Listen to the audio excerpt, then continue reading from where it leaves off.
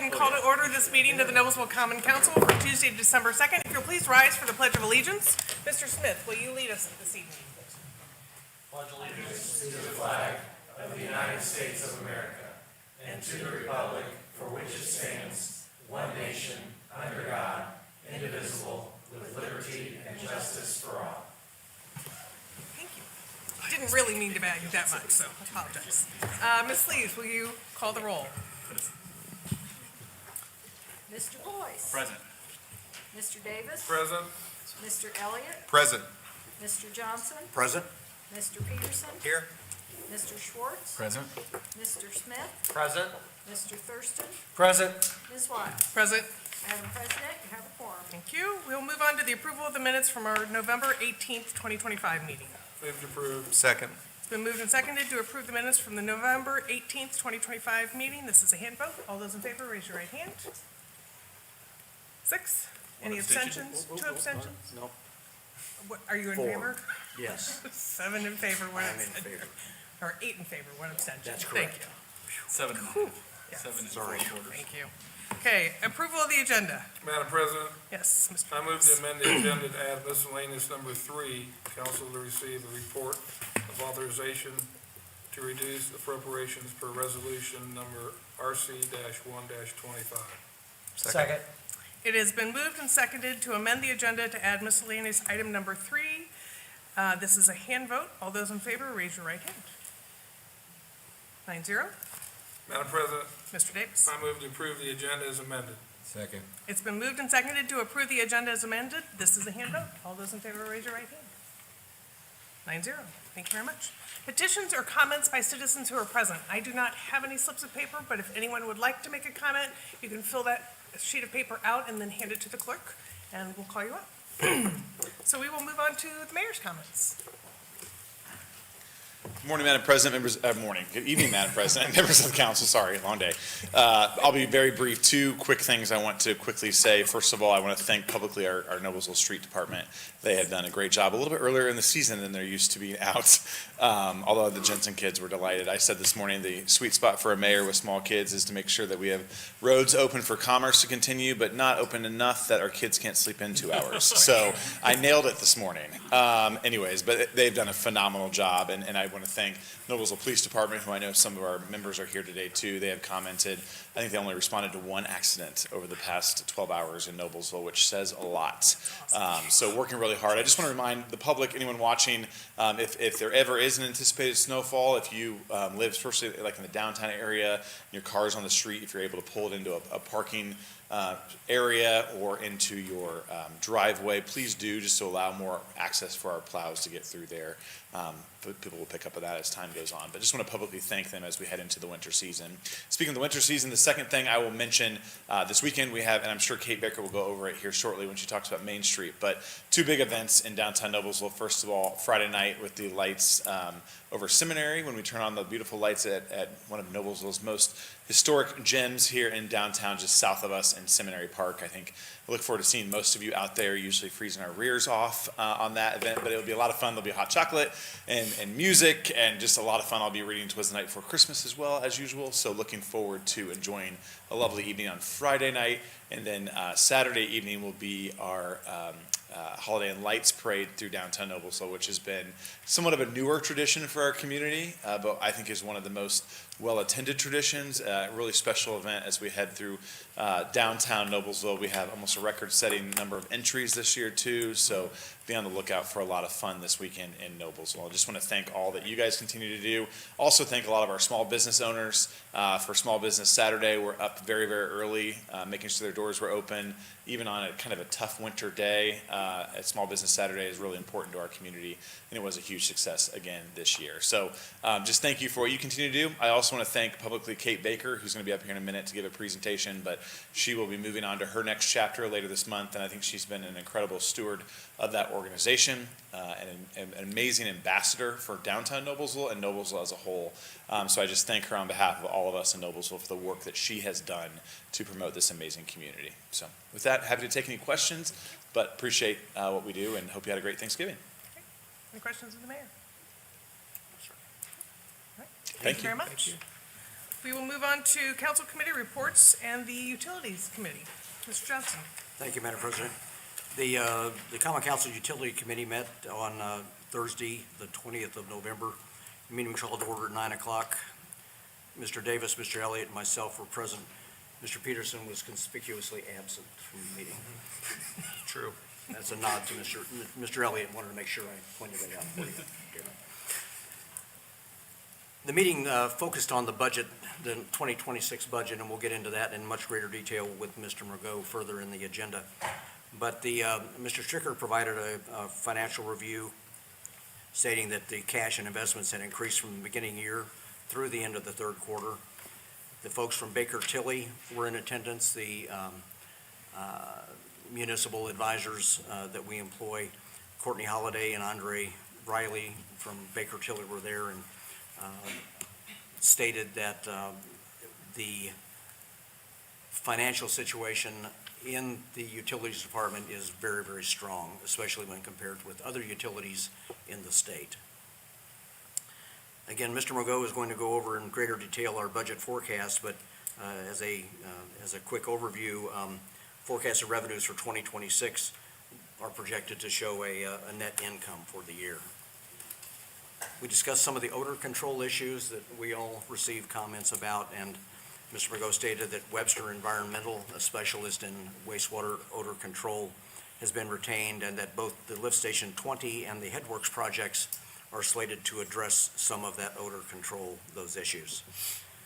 Discussion continued with stormwater fee calculations in light of our residents to the east in Wayne Township that are served by Hamilton Southeast Utilities and Fishers Utilities.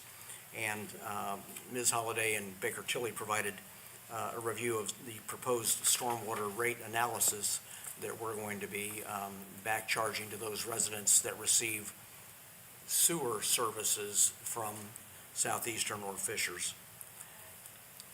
Mr. Margot added that the CS4 project on 9th Street had been delayed, the sewer construction north on 9th, and obviously many complaints from citizens about that, but contractor estimated the time and that timelines are being readjusted as construction of the current section is completed.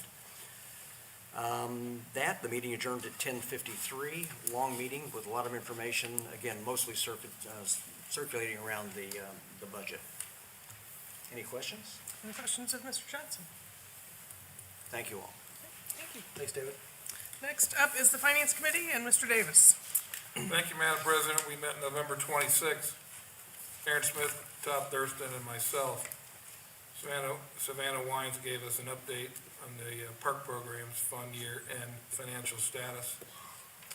And Tom McDonald discussed several fiscal actions, appropriation transfer for subsidy payment to park programs fund, another transfer for new Forest Park carousel. We're going to hear a little bit about that tonight. Embrace Downtown project was talked about, and also investment fees and how that is tracking. Caitlin Kesner talked to us about a cash transfer needed for payroll accounting, and Jeff Spalding followed it up with a report of our current year appropriation reductions for RC-1-25, Section 6. That and the claims docket comes to the council with a favorable recommendation. Great, thank you. Any questions of Mr. Davis, Finance Committee? Madam President, Mr. Thurston? make a motion to approve the claims as submitted, please. Second? It has been moved and seconded to approve the claims as submitted. This is a hand vote. All those in favor, raise your right hand. 9-0. Thank you. We will move on to miscellaneous item number 1. Council to receive a 2025 report from Noblesville Main Street and Kate Baker.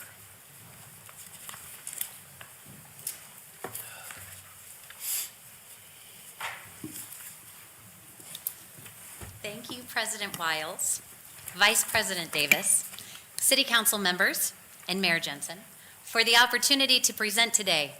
Each year, the City of Noblesville provides extraordinary support for our organization, and it is truly my honor to stand here to express our sincere gratitude and highlight the past year of work from an organization I care so deeply about.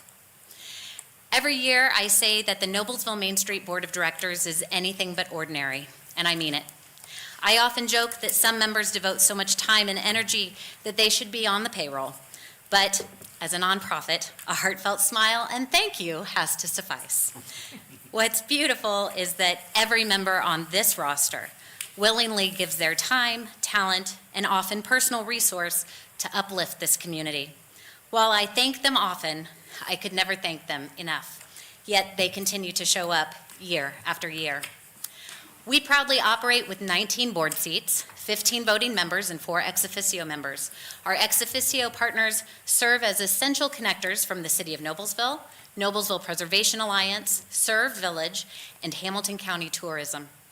Leading a nonprofit board is easy when you have a fully engaged leadership. And this year, I have been fortunate to work with our A-team, President Deanna Leonard, Vice President Bill Russo, Secretary Jennifer DeFranco, and Treasurer Chris Tyson. Their leadership is extraordinary. Our staff is small, just 1.5 positions. But when you have someone like Maggie Williams at your side, it feels like a full team. As Farmers Market Manager, Maggie coordinates more than 100 weekly vendors, a live music concert series, a health and wellness series, multiple nonprofit partners, and a farmers market committee. Her dedication to Main Street and this community is remarkable. Last year, because of the support of our partners, we were able to bring her on as a part-time salaried employee. And this year, we were able to offer a living wage increase for 2026. This is possible because of the foundation that you've helped us secure, and we are so deeply grateful. As you follow us on social media, you're seeing the creative work of our board president, Deanna Leonard, who continues to serve as our contracted marketing manager. Thanks to her strategic approach, our following keeps growing.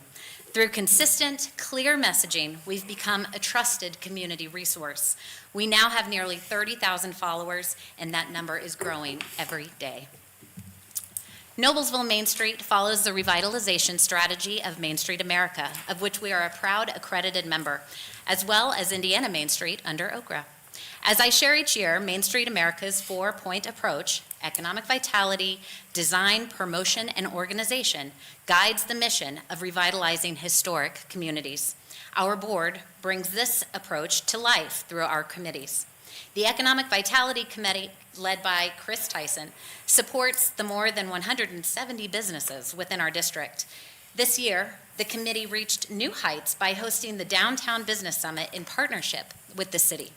Chris made a dream come true for me when this committee successfully launched our 4 small business workshops, a new initiative to support businesses beyond our typical community events.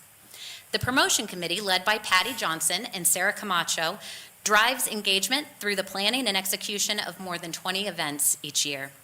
The organization committee, led by myself and Bill Russo, focuses on financial planning, fundraising, and volunteer support. The design committee combines with the city's downtown district committee and continues to answer that question: what physically defines our historic district? This partnership has been invaluable, and we look forward to our continued participation.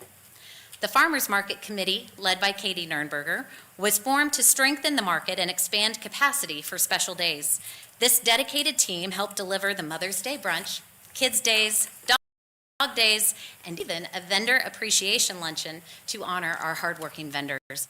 In 2023, Main Street America assigned our transformation strategies: inspire growth, empower business, enhance life. These guide our programming and messaging and will be used to measure our progress, helping us clearly define the why behind our work. We look forward to the Main Street Now conference every year. It's our chance to connect nationally with Main Street districts across the country.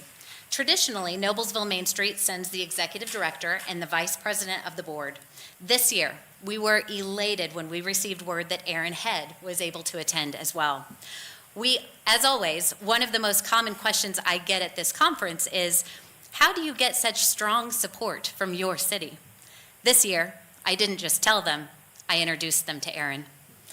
With our team, we were able to divide and conquer, especially in sessions focused on communities going through streetscape projects.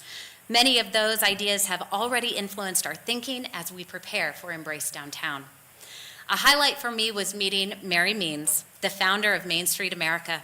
After 45 years having started Main Street America in 1980, she still inspires. And as she says, Main Street is the center, the heart and soul of a community. And I couldn't agree more. Noblesville Main Street is incredibly excited for the upcoming Embrace Downtown project. As construction approaches, we've been discussing how to pivot effectively to support our merchants. Through the Downtown Collaborative Committee, a group I proudly formed in my first year, Aaron Head, Bob Dubois of the Chamber, Ayla McGill of Noblesville Creates, Parks and Rec, and I meet monthly to ensure clear communication and alignment. When planning this year's Downtown Business Summit, it became clear that the focus needed to be Embrace Downtown, specifically the impacts on our business community. Utilizing our Main Street network, we invited our friends from Discover Franklin to join us as panelists, sharing insights from their own large-scale streetscape project. The feedback was incredible, and it was a meaningful way to express our enthusiasm for the project and gratitude for our partnership with the city. We cannot thank you enough for your support. This year, the city provided $40,000 in financial support and more than $70,000 in in-kind support. And despite changing economic conditions, you've awarded the same for 2026.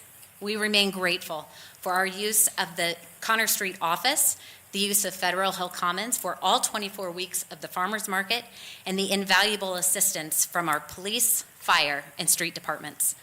One of the greatest gifts we've ever received as an organization is having Patty Johnson, Street Department Commissioner, appointed to our board. She is an outstanding member, a positive and reliable volunteer, and an essential connector. We also want to highlight the incredible partnership we have with Aaron Head, Community Engagement Manager. There is truly no better advocate than Aaron. His presence at meetings, his volunteerism, and his commitment to downtown have strengthened us immensely. Council members, your support is vital. It allows us to grow, serve businesses effectively, and reach more people within and beyond Noblesville. Your partnership fuels our impact, and we thank you. When I launched the Merchant and Business Support Program in 2022, the goal was not just financial investment, but mutual trust and partnership. I wanted contributors to feel they were receiving real value. Merchant supporters received waived vendor fees into our programming, free space at the farmers market, a homepage listing, and tags in every First Friday post. What began with 15 businesses has grown to 45 throughout Noblesville. It's my hope that Main Street will continue to earn their trust as we highlight their businesses and strengthen engagement downtown. Here is our financial picture for 2025 so far. Naturally, our largest expenses remain salaries and general operations. Our strongest revenue source continues to be the farmers market, which brings in approximately $90,000 through sponsorships and vendor participation. While I usually report strong sponsorship growth, this year brought challenges. In many ways, it was a healthy moment for reflection. We learned where we needed to reassess and pivot. With careful stewardship, we pulled back spending where needed and still delivered meaningful community engagement. Though we didn't grow at the pace I'd hoped, we continued to build and strengthen relationships that will last for years. I hope that you've seen the ways that we've soared over the last 4 years, earning the trust of our partners and community. First Fridays looked a little bit different this year. We reallocated funding based on capacity, volunteer limits, merchant fatigue, and the number of events already happening in downtown. We tested a theory. What if First Fridays didn't need a theme every month? What if simply celebrating Noblesville nightlife was enough? We were nervous.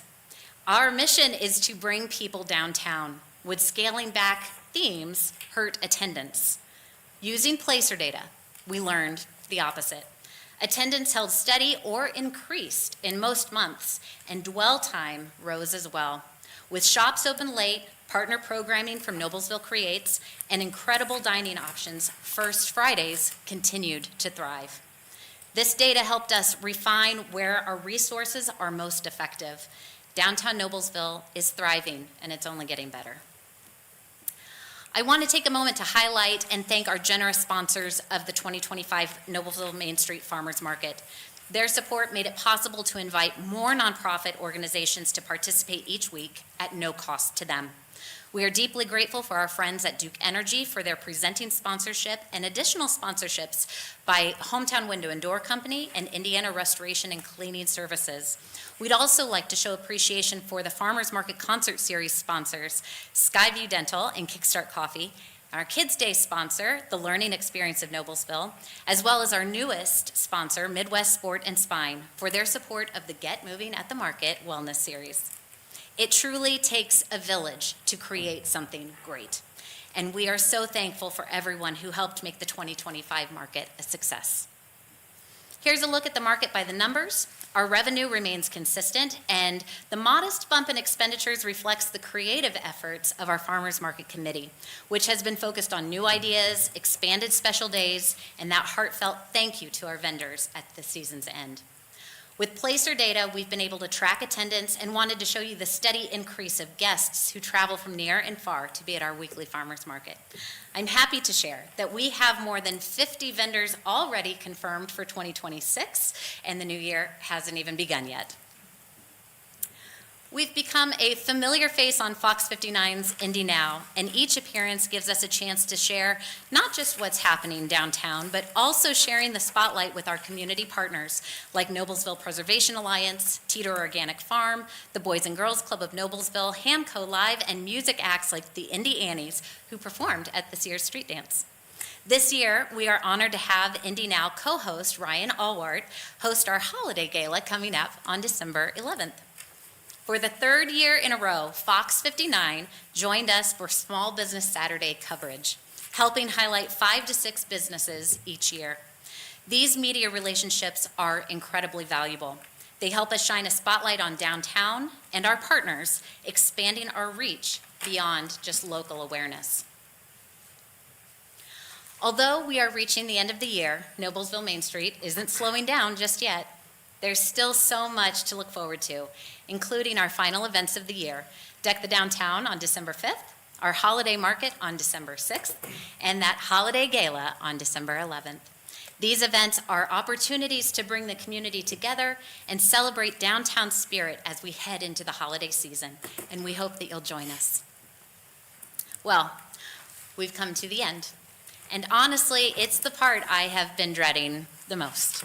On October 4th, I celebrated my 4th year in this role, and on October 17th, we shared the news of my departure at the end of the year. If you'll allow me just a quick moment to personally express my sincere gratitude to you all. Some of you have been along with me on this ride for 4 years. We've gathered at community events. We've met for lunch to take a deep dive into how we can best serve our community, and we have shown everyone that we really are better together. Mayor Jensen, my first birthday fundraiser on November 3rd, 2022, I received a $1,000 donation from you. A few minutes later, I was notified of a second $1,000 donation from you. I immediately picked up the phone and said, "Hey, did you mean to give us $2,000? You confidently replied, "I did not." I laughed, and before I could talk refund, you said, "But I don't want a refund. I want you to take this as just how much I and we as a community believe in you." I took that to heart. It wasn't just a generous donation. It was a vote of confidence and the inspiration I needed to stand tall and lead. I was a lion who at the time was only chase curious. But on that day, I began my sprint. I was ready to build a staff and create a Main Street that no one had ever seen before. But what I've had to come to terms with is that in the end, my job wasn't going to be focused on high growth.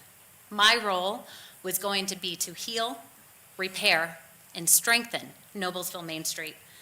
I wanted the community to know us by name, by event, and I wanted them to feel a part of it. Through us, I wanted them to know our business owners and the pride we have in our history, our traditions, and our ability to look to the future at the same time. With my team of dynamic, engaged, and giving board members, we created stabilization. I hope you'll agree that I am leaving this organization better than I found it, and I am beaming with pride for the organization I will hand to the next person. We are in final interviews. I was blown away by the caliber of talent we had apply for this position, and that is all kudos to the team that has worked so hard to make us stronger, to make us shine, and to be an organization that allows everyone to belong. Thank you, council members, for believing in me through sitting through my 2 long presentations and allowing me to serve in a role that I've cherished for the community that made me who I am, with all my heart. Thank you. Thank you. I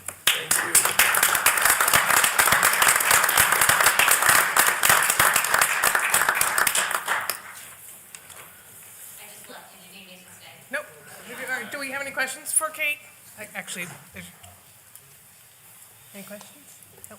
Congratulations. Thank you very much. Congratulations. Congratulations. Thank you. so much. Thank you. Thanks, Kate. Right. Okay, to follow up on that, we're going to go to council to consider the utility department's 2026 budgetary forecast, and Jonathan Margot. If you thought that was fun, just buckle up. Jonathan Margot, Noblesville Utilities, honorable members of the council, Madam President. I'm here to present you our annual utilities, our forecast revenue and expenses, our budgetary forecast for the year going into '26. I'm going to start this a little bit backwards. We're going to jump into expenses, which is the most fun part that we have.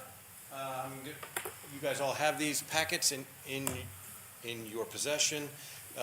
This is all, we'd already gone over this with the committee, as Councilman Johnson had said. There are some minor updates that happened after the committee based on comments that came out of that committee meeting.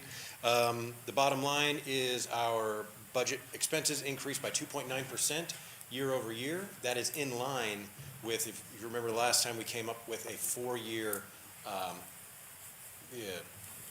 revenue increase, rate increase, that over the 8-year period of which we've done 2 4-year increases, it had come over at approximately 3% year-over-year increase. So this 2.9, while it seems like on face value it is higher than what the Civil City had targeted as a 1% increase year-over-year, it is in line with our rates and the rate structure that we had put into place.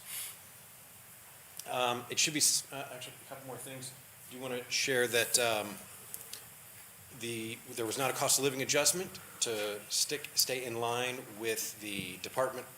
There was no department-wide salary cost of living adjustment in accordance with the citywide policy. We did follow that. It was a very unique occurrence with 2026 that there's 27 pay periods. I had to look it up. That happens once every 11 years. Apparently, you get 1 extra day a year, and leap years add in too, so 11 years.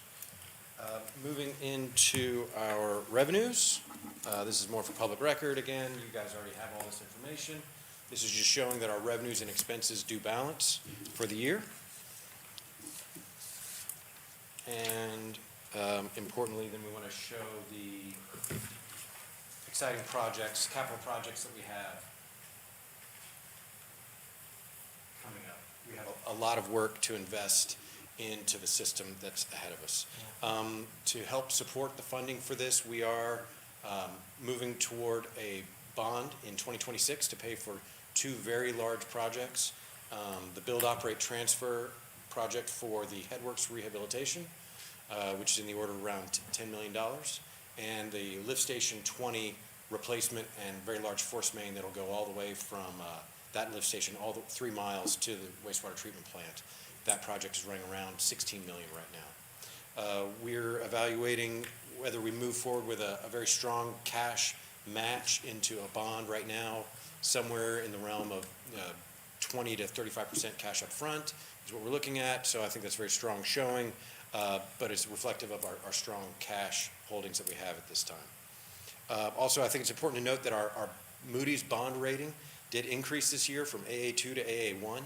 According to our accountant, we're the highest utility bond, that's the highest utility bond rating in Indiana. Hard to believe. If it's not right, we can blame Baker Tilly. Are there any questions on these projects? And you can see where at the bottom, you can see where some of this funding sources where we're looking at. We're still spending down an existing bond. evaluating another bond to come into its place that will likely not be fully spent down next year, but will be largely spent down.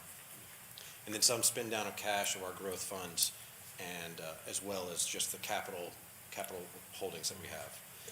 I know one thing that everyone's very excited about is all the work that we're doing for odor control, which we are. I just want to share that there is no real singular project that we're looking at to remediate odor because it's a dispersed system. So we have increased our preventative cleaning and flushing schedules. We're probably not where we need to be. You know, it's a moving target, right? It's a moving issue, so it's kind of hard to nail down. If there's anyone in the community, feel free to call in and complain. That's fine. It helps us kind of target where the issues are and the frequency of the issues.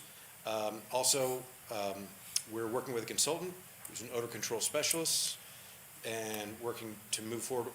While they've supported us on a couple of the projects in particular, we're also moving forward with a planning study and a system-wide odor study and looking to get a baseline data set where we can evaluate improvements and are these projects that we're going to bring on board going to make some improvements, and how can we measure those?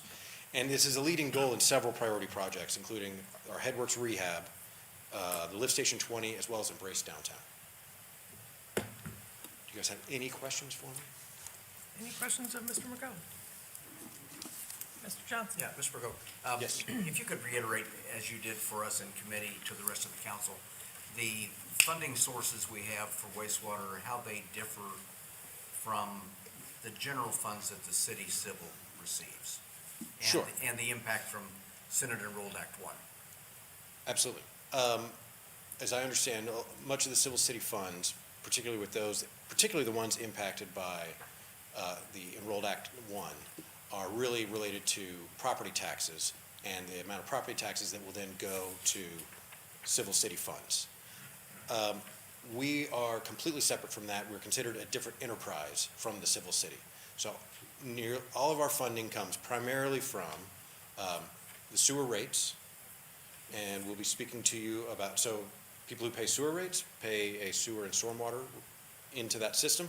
There are going to be there's some growth areas on the fringes of the community who are going to be in our stormwater area who will not be paying us a sewer rate. So we will be coming and speaking to you soon in the coming months about a specialized sewer rate just for those people. If you pay a sewer rate to the utility, everything will stay the same. We also have connection fees, tap-on fees. So when I mentioned the growth fund, we really keep those tap-on fees anytime there's a new home or a new business that will send additional flows to us. We treat those funds as restricted funds. We really want growth to fund growth. What we don't want is growth to fund operations, and operations to use growth as a crutch, and then we find ourselves at some point when, if growing ever slows down, if it surely eventually will, we have limited amount of land, that we find that we then need to update rates. I think in detail, communicating that in a detailed manner to the rating agency, I think is really what a big part of what increased our rating and the confidence that they had in our financial approaches. Thank you. You have any other questions related to that I didn't get into? Just the fact that they're completely separate revenue streams. Completely separate, and yes, nothing that would happen with the property taxes at all relates to either of those two primary funding sources. So the sewer rates had already been set a year and a half ago, and that was set for a 4-year period. We're not even to the middle of that 4-year period, so we have no intentions of raising those rates until we reach the end of that 4-year period. Thank you. Anyone else? All right. Thank you very much. Thank you so much. Council to receive a report of authorization to reduce appropriations per resolution RC-1-25. This was included in our packet. We have no action on this, but just acknowledging receipt of that information. So now we'll move on to previously discussed ordinances. Council to consider ordinance number 44-11-25, an ordinance approving an additional appropriation to use the receipt of Hamilton County tourism funding to pay a portion of the bond repayment for the arena at Innovation Mile. Mr. McDonald. Good evening. Madam President, members of the council, Tom McDonald, Deputy Financial Officer. So the purpose of this ordinance is to appropriate revenue that the city has received from the county innkeeper's tax. And this has resulted from an increase in that tax that was approved by the state. And as part of the agreement we've entered in with the county, we are using this funding for bond repayment obligations on the arena at Innovation Mile. One of the benefits of doing that is it frees up TIF revenue to use for other investment purposes. And we discussed this adjustment at the November 18th council meeting, and I don't have any changes or additional updates to add to the record. Any questions or comments for Mr. McDonald? Okay, this is a matter for a public hearing, so I will open this public hearing for ordinance number 44-11-25. Madam President, Mr. Davis. seeing nobody come forward, I move to close the public hearing for ordinance number 44-11-25. Second. It has been moved and seconded to close the public hearing for ordinance number 44-11-25. This is a hand vote. All those in favor, raise your right hand. 9-0. Madam President, Mr. Davis. I move to approve ordinance number 44-11-25. Second. It has been moved and seconded to approve ordinance number 44-11-25. This is a roll call vote. Ms. Lees. Mr. Boyce? Aye. Mr. Davis? Aye. Mr. Elliott? Aye. Mr. Johnson? Aye. Mr. Peterson? Aye. Mr. Schwartz? Aye. Mr. Smith? Aye. Mr. Thurston? Aye. Ms. Wiles? Aye. 9 ayes, 0 nay, the ordinance is approved. Thank you very much. Council to consider ordinance number 45-11-25, an ordinance authorizing the issuance of bonds for financing construction of Phase 1 of the Embrace Downtown project. Ms. Krupski. Good evening, council. In front of you is a bond authorization ordinance for Embrace Downtown Phase 1. This was introduced to you guys at your last meeting. There have been no changes since that time to the ordinance nor to the cost. As a reminder, this bond does authorize up to a $6.5 million bond. Depending on the cost of the project, that will not raise. Again, all estimates do include a contingency in them, so we should come in lower than the total amount of funding that we have authorized for this. This will all be funded out of our, the debt service will all be funded out of food and beverage revenues. So again, the bond has a funding mechanism that we've been planning for a long time. If you have any questions, let me know. Any questions, Ms. Krupski? Madam President, Mr. Davis. I move to approve ordinance number 45-11-25. Second. It has been moved and seconded to approve ordinance number 45-11-25 as presented. This is a roll call vote. Ms. Lees. Mr. Davis? Aye. Mr. Elliott? Aye. Mr. Johnson? Aye. Mr. Peterson? Aye. Mr. Schwartz? Aye. Mr. Smith? Aye. Mr. Thurston? Aye. Mr. Boyce? Aye. Ms. Wiles? Aye. 9 ayes, 0 nay, the ordinance is approved. Thank you. Moving on to new ordinances for discussion. Council to consider ordinance number 46-12-25, an ordinance for text amendments to section 30 of the Code of Ordinances of the City of Noblesville, Indiana. Move to introduce. Second. Mr. Light. Thank you, President Wiles, council members, Matt Light, Deputy Mayor. Presenting to you a recommended change that's probably overdue in some of the City of Noblesville ordinances. This goes back a long ways, but there's a provision that exists currently that excludes the maintenance department from the list of appointed officials that are subject to appointment by the mayor. We felt like after this was brought to our attention and consideration of the responsibilities, really the growing responsibilities that the maintenance department handles on behalf of the city and the number of facilities and grounds and buildings that are very important to our operations, that it would be appropriate to put that position on the same plane as other department heads. So that's what this proposal would do. Okay. Any questions of Mr. Light? Okay, we'll see you in 2 weeks. Thank you. Thank you very much. Council consider ordinance number 47-12-25, an ordinance approving an additional appropriation of investment fees across multiple funds and establishing a public hearing. Move to introduce. Second. Mr. McDonald. Again, Tom McDonald, Deputy Financial Officer. So This ordinance would establish the appropriation authority to pay for the brokerage fees that are associated with the investment of certain reserve balances for certain city funds. And when the 2025 budget was adopted, it did not include a budget for these fees. We are still relatively new in pursuing an investment strategy for the city, and we are getting better at how we budget for these fees and want to do so in a transparent manner. But in saying that, I think that this item highlights something positive for the city because over the past 12 months, our investment earnings have totaled $1.4 million. And even netting out the fees involved with that, that's $325,000 more than we would have earned just in our checking account, which is what we were doing. So it is, again, something positive we think for the city, but we just have to establish the budget for the fees. Happy to answer any questions. Any questions of Mr. McDonald? No questions. They went through that in finance, and it's just really impressive, the work that they've put into investing taxpayer dollars wisely. It's great. Madam President, Mr. Davis. I move to establish a public hearing for ordinance number 47-12-25 at our next regular meeting. Second. It has been moved and seconded to establish a public hearing for ordinance number 47-12-25 at our next regular meeting. This is a hand vote. All those in favor, raise your right hand. 9-0. Thank you very much. Moving on to transfers. Council to consider transfer TA-08-25, an appropriation transfer to support Embrace Downtown Design Services. Tom McDonald. Again, for the record, Tom McDonald, Deputy Financial Officer. And this is an appropriation transfer that totals close to $700,000 in the street improvement and rehabilitation budget. And this would further support the engineering services that are required for the Embrace Downtown project, and in particular for the construction inspection activities.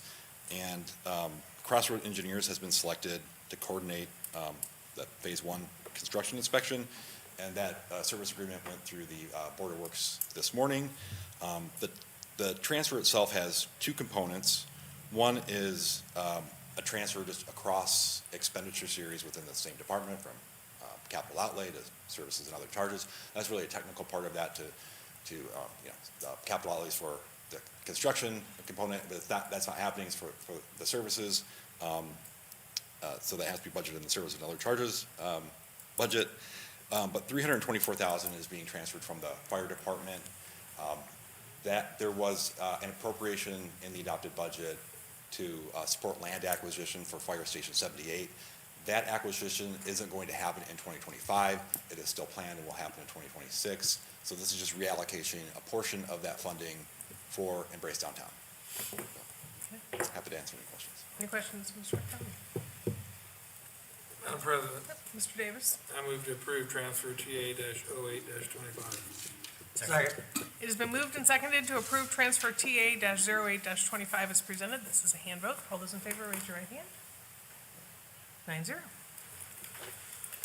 Council to consider transfer TA-09-25, an appropriation transfer across departments for the deposit for the carousel project at Forest Park. Mr. McDonald. Again, for the record, Tom McDonald, Deputy Financial Officer.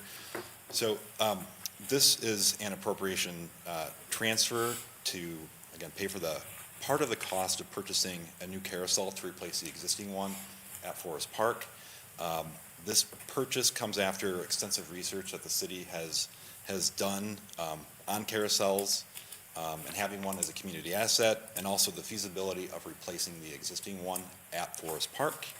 And the city has determined that the cost to repair the current one would outweigh the cost of replacing it. So it would be less expensive to replace it, and importantly, to maintain on an ongoing basis. It is hard to find parts for the existing one due to the age of the mechanics, and they're also very costly. So the Parks Department has identified a company that specializes in building new carousels, and one, again, would be much easier to maintain on an ongoing basis. This company can mimic the historic and antique style that we're accustomed to with the current carousel, and could even factor in certain design choices that Noblesville would want. Total price is $473,000. To lock that in, it requires a department, or a deposit of $173,000. So that's what this transfer supports. And again, part of, this is funded through the reallocation of the funding for Fire Station 78, land acquisition for Fire Station 78. So it's the other part of that funding that's supporting this transfer. Questions, Mr. McDowell, on this one? Yes, Mr. Elliott. I guess my only question is, and this might be a Parks question, so my apologies in advance. Is there a plan for the current carousel, to your knowledge? That question did come up, and I think, I'm not sure that that is settled. I would defer to maybe Mr. Light Yeah. can help with that. Or We the asked the same question. Yeah, we discussed it at on Finance Thursday. Committee. Sure. Yes, sir. Matt Light, Deputy Mayor. Thanks, Councilor Elliott, for the question. Yes, there were some conditions attached to the donation from the individual in the first instance, and that included us operating it so long as we were able to. If we weren't able to either return it to him or to find another location that might want to repair it and put in continuing operation. So those discussions are ongoing. Existing stipulations, okay. Got it. Yep. That makes sense. Thank you. Thank you very much. Any other questions? Madam President, the only comment I was going to make, just so the record's clear, as Tom mentioned on the previous transfer, it is still intended to acquire the land that this transfer from the fire is going for, just not going to happen this year. So it's still our plan to do that in the future. Any questions? Madam President, Mr. Davis? I move to approve transfer TA-09-25. Second. It has been moved and seconded to approve transfer TA-09-25 as presented. This is a hand vote. All those in favor, raise your right hand. 9-0. Council to consider transfer TC-01-25, a cash transfer between the general fund and the payroll clearing fund. Caitlin Kessner. Good evening, Caitlin Kestner, Deputy Controller. So this is actually a cash transfer, which is different than what you usually see from Tom, which are budget transfers. So I am requesting that we transfer $2 million from the general fund to the payroll clearing fund. The purpose of this transfer is not for the money to actually be spent, but it's to act as a sort of overdraft protection. So I recently took over overseeing the payroll department and have made some significant, I believe, positive changes. One of which is a complete overhaul of our accounting and paying of payroll. So it's possible that this could result in some very short, like day or two periods where payroll has been paid out of the payroll bank account but has not yet been transferred from the general fund, parks funds, or wastewater fund. And as a result, without this transfer, the balance could go negative, and that would incur fees, which we obviously would like to avoid. This $2 million was calculated using a slightly high estimate of one pay period of payroll taxes and internal service costs in order to avoid any scenarios where we could overdraw. And our bank accounts are actually designed such that the payroll bank account's balance earns interest that is paid to the operating bank account and is deposited in the general fund. So the general fund is not missing out on any interest earnings by making this transfer at all. It's just providing us that protection for that short time period where we could have that deficit while we're working on some back-end calculations to get everything squared away. I'm happy to answer any questions. Any questions for Kessner? Madam President, Mr. Davis? I move to approve transfer TC-01-25. Second. It has been moved and seconded to approve transfer TC-01-25 as presented. This is a hand vote. All those in favor, raise your right hand. 9-0. That brings us to council comments. Mr. Johnson? Yes, I have been one. I'd like to thank the 1,900 or so smiling faces that joined the mayor, Deputy Mayor Light, John Hughes, Aaron Smith, several council members for the Thanksgiving morning turkey trot. And the continued 18th year, the support from the city this year was phenomenal. We certainly couldn't do what we can or what we do for Riley Children's Hospital without the city's support. And a special shout out to the to the police department and to the street department for their continuing support of the project. So thank you all, and see you next year. Any- Very quickly, Chris? Madam Yes. President. Just a quick birthday shout out, because I told him I'd give him one. My brother Chase Elliott's birthday is today. He turned 30. He's been really instrumental in our Sister Cities program, was a past president of Sister Cities, and has been really instrumental in continuing to foster the relationship with Cittadella and Nova Prada, and I just wanted to thank him and wish him another good year. Happy birthday, Jake. We're not going to sing, though. Ms. Lees? Madam President, I made an oversight. I should have put on this agenda notification that there are several appointments that will be expiring at the end of the year. At your next meeting, you'll be voting on them. I have given you the information on the appointments, so I just wanted to make sure we mentioned that. We're contacting people who are currently serving on those councils or committees to see if they're interested in continuing that service, and then we'll be able to confirm those names and bring it to this group at our next meeting. Thank you. With that, anything else? Right, we are adjourned.